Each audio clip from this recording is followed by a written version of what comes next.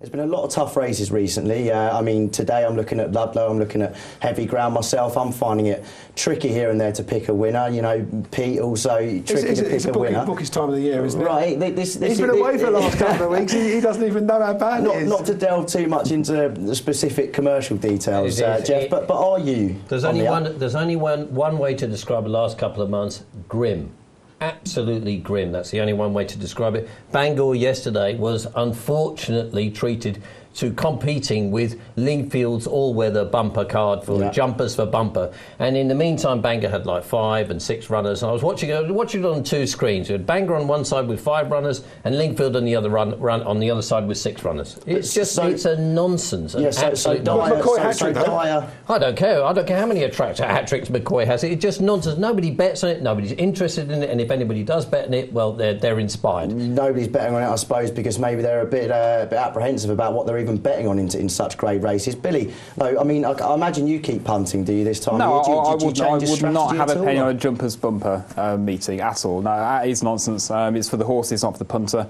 I have been keeping going this year. I'm feeling a little bit jaded, and I recommend to people to have a week off before Cheltenham. Take a break, move away. You're taking a break before Cheltenham? No, I probably won't, but I should do. You won't, but that's your advice? That's my advice, yeah. Take a week off. Take a few days away from the terrible racing that we've seen in recent weeks. Yeah, but we shouldn't have all this. I think the point is that, you know, tonight at Kempton, we made a point about the Class 7 at Kempton, but we shouldn't be having these kind of races. I mean, tonight's big football match is on. Who's going to go down to Kempton and watch the dross that was on there? Well, that's a very good point. The most exciting thing I've seen in the last week was Bayern Munich playing against Arsenal. We watched a superb football team demolish an absolutely rubbish football team. And the rest of the racing programme for the last 2 months has been horrific. There's no other way to describe it, and this hasn't been the fault of individual prize money in certain respects. We've had some fantastic prize money on offer. Look at was it Fairy House last week? Was it, or Leopardstown last week? I believe. Yeah. Leopardstown, last week. Whatever, they had over £100,000 worth, €100,000 worth of prize money. I think it may have been Nace last week. Yeah, it was Nace with over. Nace, sorry. Yeah. 7 runners, 3 runners, and 4 runners in these 3 graded events. Yeah. I mean, the programme is a nonsense. It's become a nonsense. Are we so daft that we're going to run a whole sport with 2 months of rubbish in order to feed Cheltenham? I totally agree. You entirely agree? Yeah, absolutely. No. Sorry, Tom. These Class 7 handicaps. You look at the owners on the card tonight. They're not.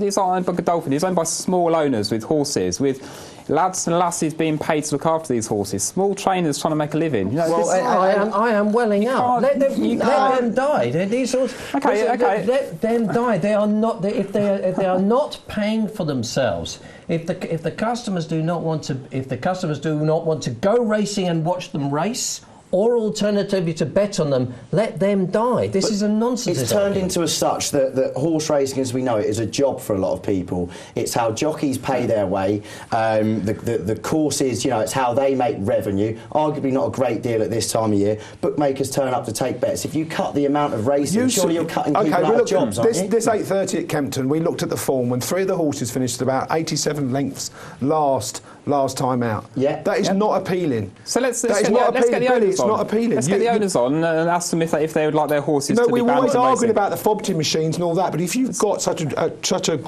terrible product to run alongside it, no wonder people go to the machines. But you look at the turnover on the exchanges of a Class 7 handicap, it's not so far removed from the Class 2 handicap. Billy, your argument is like sort of paying somebody to run the 100 metres in 15 seconds. It's meaningless. People don't want to go. If they don't want to go and watch the product, if they don't want to go and bet on the product should be removed from the programme. It's a worthless product. But listen, I'm all for having an all-weather product. Make no mistake, I am for a limited all-weather product. We do need that. But it's going to be extended. It's going to be extended, isn't it? The all-weather product. I mean, the all-weather championship on a Good Friday. I mean, that's been great, and we're going to get the girl on to talk about it. There must have been some kind of logical decision to extend the all-weather programme.